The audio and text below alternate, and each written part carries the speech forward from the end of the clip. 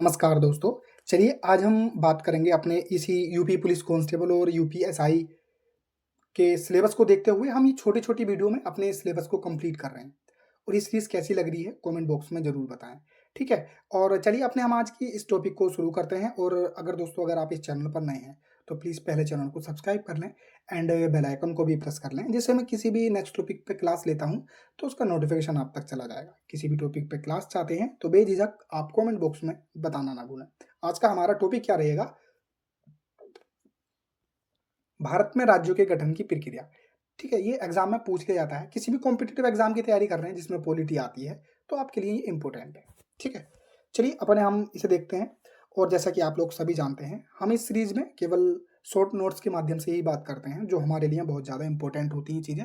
हम केवल उन्हीं को देखने की कोशिश करते हैं। अगर आप यूपीएसआई और यूपी पुलिस कांस्टेबल के प्रैक्टिस सेट चाहते हैं, तो कमेंट बॉक्स में बताएं। चलिए अपने हम आज के टॉपिक को देखते हैं। आई थिंक आपने चैनल को सब्सक्राइब कर लिया होगा, और जिन्होंने नहीं किया है तो वो प्लीज़ ज़रूर चैनल को सब्सक्राइब कर लें। ठीक है, देखो हम देखते हैं भारत में राज्यों के गठन की प्रक्रिया। ये हमारा आज का टॉपिक है। इसमें हम केवल वही चीज़ देखेंगे जो हमारे लिए इंपॉर्टेंट है। देखो अब इसका प्रस्ताव कहाँ लाया जाएगा, यानी कि किसी भी राज्य का गठन करना है, तो उसका प्रस्ताव सबसे पहले कहाँ लाया जाता है? तो उसका प्रस्ताव संसद में लाया जाता है।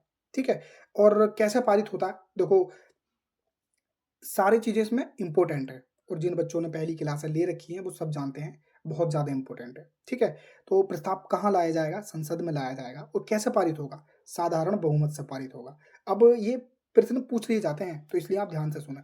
राज्य विधानमंडल की सहमति ली जाएगी, लेकिन बाध्यकारी नहीं है। देखो किसी भी जब राज्य का गठन होगा तो उसमें राज्य विधानमंडल का सहमति ली जाएगी, लेकिन उसकी सहमति जो अब वो कहेगी वो मानने के लिए बाध्यकारी नहीं है। ठीक है, और इसमें राष्ट्रपति की भी सलाह सहमति ली जाती है। नेक्स्ट जो पॉइंट है वो कि संशोधन, इसकी संशोधन की बात कर लेते हैं। तो 5वें संविधान संशोधन द्वारा ये व्यवस्था कर दिया गया कि नए राज्यों के गठन का प्रस्ताव राष्ट्रपति की पूर्व समिति की, यानी कि जो जिस राज्य का गठन होता है उससे उससे संबंधित जो भी राज्य विधानमंडल है उसके पास भेजा जाएगा। ठीक है, अब इसके लिए एक पॉइंट ये भी इंपॉर्टेंट है कि 18वें संविधान संशोधन द्वारा ये व्यवस्था कर दिया गया कि यदि नए राज्यों के गठन से केंद्र शासित प्रदेश प्रभावित होगा तो विचार के लिए नहीं भेजा जाएगा। 18वें संविधान संशोधन द्वारा ये व्यवस्था कर दिया गया कि यदि नए राज्यों के गठन से केंद्र शासित प्रदेश प्रभावित होगा तो विचार के लिए नहीं भेजा जाएगा। ठीक है, ये आपके लिए इंपॉर्टेंट था। प्लीज़ कमेंट बॉक्स में ज़रूर बताएं क्लास आपको कैसी लगी, और कोई भी डाउट हो तो कमेंट बॉक्स में बताएं। और आपको कोई भी राय हो तो प्लीज़ कमेंट बॉक्स में बताना ना भूलें, और इसी तरह की वीडियो के लिए चैनल को भी सब्सक्राइब कर लें। जय हिंद, जय भारत।